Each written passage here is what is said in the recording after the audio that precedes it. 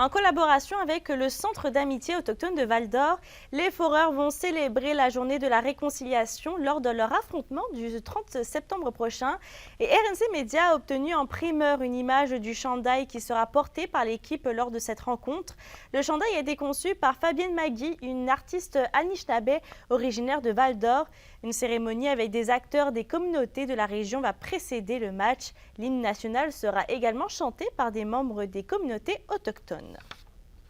C'est une belle marque de reconnaissance, on pourrait dire ça comme ça. Puis, tu sais, je trouve ça intéressant. Pour vrai, c'est plaisant. Puis je pense que ça va être un bel événement. Puis, tu sais, on est chanceux de pouvoir, comment je pourrais dire ça, s'impliquer là-dedans, puis de faire une petite marque de reconnaissance. Puis, ça va être le fun. D'ailleurs, c'est demain que débute la saison régulière des Foreurs et des Huskies. Les deux équipes s'affrontent demain au Centre Nico Eagle et dimanche à l'Arena Glencore. On rejoint nos collègues Johan Carrière à Val-d'Or et Alexandre Cabana à Rouyn-Noranda pour mettre un peu la table en vue de cette nouvelle saison. Johan, on débute avec vous et on peut dire quand même que les Foreurs ont hâte de voir si le travail des dernières semaines a porté fruit.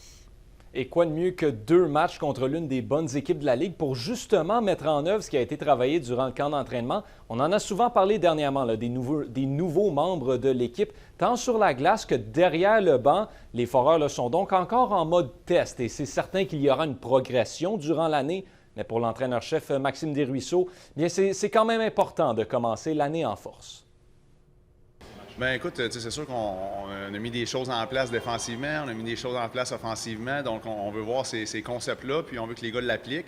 Puis on s'attend que ce ne sera pas parfait, on est encore en début de saison, mais on veut grandir là-dedans, puis on veut améliorer les petits points qu'on a vus durant les entraînements, durant les dernières semaines. Puis de commencer contre Rouen, bien, tu sais, c'est le fun, ça va nous permettre justement de se mesurer à une puissance de la Ligue, puis pas besoin de vous dire que l'émotion est là, tu sais, les parents sont en ville, puis de jouer contre eux, c'est tout excitant. Là.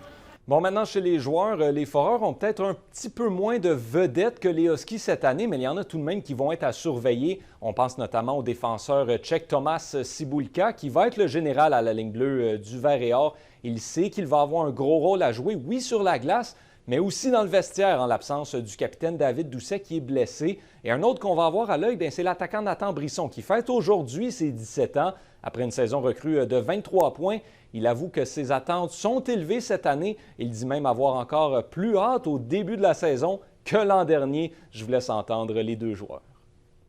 Je vais dire que j'ai pas mal travaillé sur tout. Surtout, j'ai essayé de gagner dans le mental, surtout un peu de confiance en moi. C'est peut-être ce qui me manquait l'année passée pour essayer d'en profiter au début de l'année, de faire plus de points. Mais dans mes objectifs, j'espère surtout, honnêtement, juste pour l'équipe, au moins passer peut-être une ronde de play-off. I'll just try to show the example to the rest of the guys, the young guys who have like first season in the league, and show them what to do, how to take care about them, how to act, and just do my best and try to win the most games and be just helpful to the team. Et je parlais de blessés, là, on rappelle bien sûr l'absence de William Blackburn devant le filet. Lui, on pourrait le revoir sur la glace d'ici le mois de novembre.